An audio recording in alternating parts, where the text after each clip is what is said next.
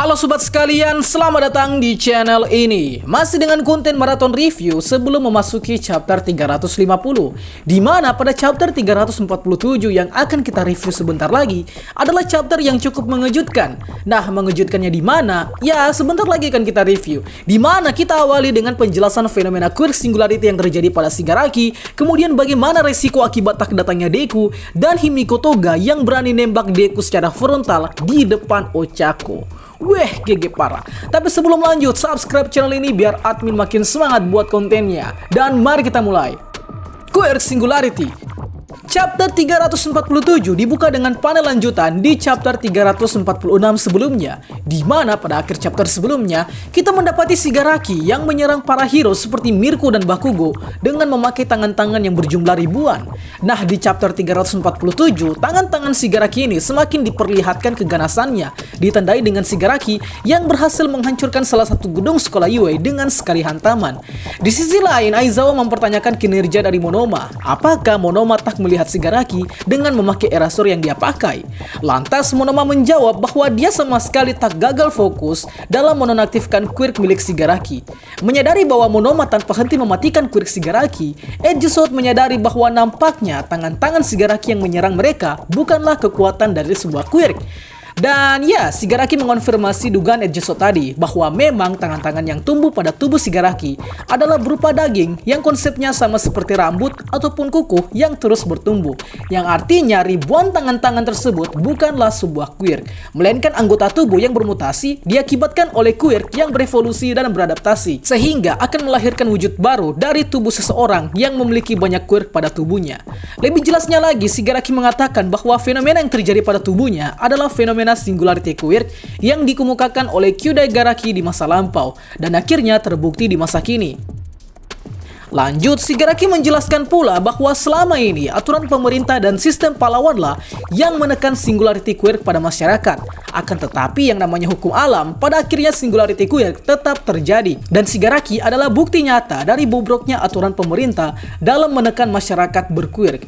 Sedikit penjelasan, sebenarnya singularity quirk ini diperkenalkan pertama kali pada season keempat, dan pencetus teori singularity quirk terungkap di season 5, yang ternyata adalah tesis dari Kyūdai Garaki, si dokter botak yang mendiagnosis Deku sebagai quirkless dan bekerja sama dengan All For One. Hingga di season ke-6 nanti akan lebih terbongkar lagi mengenai asal-usul dari tercetusnya teori singularity quirk yang malah dianggap teori sampah oleh kalangan akademisi di ratusan tahun yang lalu sebelum kejadian yang terjadi di masa sekarang. Yang padahal teori ini ternyata mulai terbukti, dan bahkan teori ini mengilhami Vectron di Eropa untuk membentuk organisasi Human Race, yakni organisasi yang bercita-cita ingin mencegah bahaya singularity quirk, mengisi kekosongan One For All. Setelah kena telak terhadap serangan Shigaraki, Mirko yang kehilangan tangan dan kaki prostetiknya langsung mensummon alat semacam vending machine, yang dimana alat tersebut berisi tangan dan kaki prostetik cadangan yang digunakan oleh Mirko untuk berjaga-jaga apabila tangan dan kakinya rusak saat pertarungan. By the way, tangan prostetik Mirko berganti menjadi senjata mesin sekarang, setelah sebelumnya hanya berupa tangan mekanik biasa. Tak lama setelah itu, Mirko berdebat dengan Bakugo hanya karena Bakugo tak terima Mirko memimpin pertarungan, dan ya, hampir terjadi baku hantam antara Mirko versus Bakugo. Anjir, Bakugo kayak bocil. Di sisi lain, Aizawa dan Monoma juga masih bingung terhadap tangan-tangan Shigaraki yang muncul secara tiba-tiba. Dan tak lama setelah itu, Mandalay mengonfirmasi ke Aizawa bahwa kini dia terhubung dengan Deku melalui sistem telepati. Oh ya, Mandalay dari Will Will Pussycat ini memiliki quirk telepati, dan di perang saat ini, Mandalay bertugas sebagai pusat akses telepati ke berbagai hero untuk berkomunikasi. Ya, kiranya mirip-mirip cara kerja klan Yamanaka di Perang Dunia Shinobi keempat lah kira-kira. Lanjut, Aizawa lantas menanyakan di mana lokasi Deku, yang harusnya Deku berada di sekolah Yue malah melenceng ke tempat lain. Deku lalu berkata bahwa kini dia berada di Pulau Okuto. So, maka dari itu Deku meminta untuk ditransfer ke Yue dengan memakai Warp Gate. Mengetahui bahwa Deku harus dipindahkan ke Yue, Edgesot lalu mengatakan kalau tak semudah itu memindahkan Deku langsung ke Yue dengan memakai Warp Gate, sebab Monoma sebagai pelaku yang mengaktifkan Warp Gate hanya dapat memakai satu quirk dalam satu waktu. Sedangkan saat ini Monoma sedang memakai erasur milik Aizawa guna untuk mematikan quirk milik Shigaraki. Sementara kondisi terkini adalah Shigaraki telah memunculkan tangan-tangan raksasa yang berjumlah ribuan. Sehingga jika Monoma berniat untuk mengganti memakai quirk erasur ke quirk Warp Gate, maka Quick Erasure akan nonaktif dan resiko yang terjadi adalah Quick Shigaraki akan aktif lalu dengan cepat mengaktifkan Decay. Dan ya, hancurlah sekolah Yue. So, maka dari itu, pihak hero sekarang mengalami dilema antara mentransfer Deku ke Yue memakai Warp Gate tapi dengan resiko Decay yang aktif, atau tetap mengaktifkan Erasure pada Monoma tapi dengan resiko Deku terlambat untuk datang ke Yue. Dan pada akhirnya, pihak hero memutuskan opsi kedua, yakni tetap mengaktifkan Erasure untuk mencegah Decay dan meminta ke Deku untuk datang ke Yue secepat yang dia bisa, serta untuk mengisi kekosongan Deku. Petarung hero yang tersisa seperti Best Jeans, Bakugo, Mirko, Nejire, Sun Eater, dan Edgesot, serta yang lain sebagainya akan terus membuat Shigaraki sibuk. Ya, opsi kedua ini sebenarnya adalah opsi yang paling idealis, karena sebenarnya Deku juga dapat secepat yang dia bisa agar sampai ke Yue. Bagi kalian yang sudah membaca chapter 349 pasti paham kan maksud saya. Tapi tidak menutup kemungkinan Deku akan mendapatkan hambatan selama perjalanan. Pengungkapan cinta Himiko Toga. Setelah dari Yue, kini kita bergeser ke lokasi Pulau Okuto atau Pulau Okto, yang mana pulau ini berjarak 200 km dari pantai Pasifik. Dan Pulau Okuto ini adalah tempat wisata resort yang terkenal sering dikunjungi oleh turis, serta yang menjadi owner dari tempat tersebut adalah Kugo Sakamata, atau yang kita lebih kenal sebagai geng Orca, pro hero peringkat 12 terkuat senegara Jepang. Nah, uniknya di Pulau Okuto dan resort milik geng Orca inilah pertarungan melawan villain terjadi, dan yang sedang dihadapi oleh para hero di Pulau Okuto tentunya banyak sekali villain yang nampaknya didominasi oleh villain yang kekuatannya memang cocok di medan air. Serta tak lupa pula geng Orca dan hero lainnya sedang menghadapi seorang Nomu. By the way, Nomu yang dihadapi kali ini terlihat menyerupai tumbuhan Venus Flytrap dan tak memiliki alat penggerak tubuh seperti tangan dan kaki.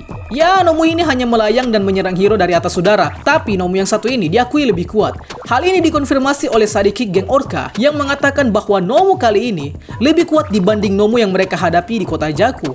Di samping itu, ada salah seorang hero yang menghadapi salah seorang villain pula, dan cukup menjadi sebuah kejutan bahwa villain yang muncul di Okuto salah satunya adalah Moonfist, salah satu villain yang memiliki kekuatan bergigi pedang yang pernah dibuat babak belur oleh Dark Shadow di season ketiga. By the way, tampilan Moonfist di sini mirip banget sama Batman Who Laughs. Sepanjang pertarungan terjadi, geng Orca juga menghadapi si Moonfist ini. Dan di sisi lain, kita kedatangan Sirius, salah seorang pahlawan yang berasal dari agensi Selkie. Dan akhirnya Sirius terkonfirmasi canon di chapter kali ini. Oh iya, di sini Sirius mencoba berkomunikasi dengan Suyu, tapi Suyu juga sedang mencari lokasi keberadaan Deku dan Ochako. Sebab dalam pertarungan villain versus hero terjadi serangan shockwave yang dibuat oleh villain. Kemudian kita difokuskan ke Deku dan Ochako, di mana Deku mengonfirmasi ke Ochako bahwa dia harus berjuang sendiri ke Yue. Baru saja hendak pergi kabur ke Yue, Deku langsung dibacok oleh Toga. Dan dengan entengnya, Toga meminta Deku untuk jangan pergi, sebab Toga mencintai Deku. Buset, terlalu frontal sekali Toga ini ya. Nah, di sini Deku akhirnya mempertanyakan mengenai danger sense yang tidak dapat mendeteksi bahaya yang datang dari Toga. Padahal dia mengira bahwa danger sense sudah sangat kuat. Hal ini kemudian dikonfirmasi oleh Shinomori Hikage selaku pengguna danger sense awal, bahwa danger sense akan sulit mendeteksi bahaya apabila yang menyerang pengguna danger sense adalah sosok yang mencintai pengguna danger sense itu sendiri. So, teori kita di konten detail chapter 345 sebelumnya akhirnya terbukti benarnya, bahwa danger sense memiliki kelemahan, dan kelemahannya sudah kita ketahui di chapter 347 ini. Chapter 347 ditutup dengan Toga yang bertanya ke Deku dengan berkata, "Apakah kau mau jadi pacarku?" Yang sontak saja membuat Ochako dan Deku syok berat mendengar pengungkapan cinta yang sangat frontal dari Himiko Toga. Dan chapter 347 pun selesai.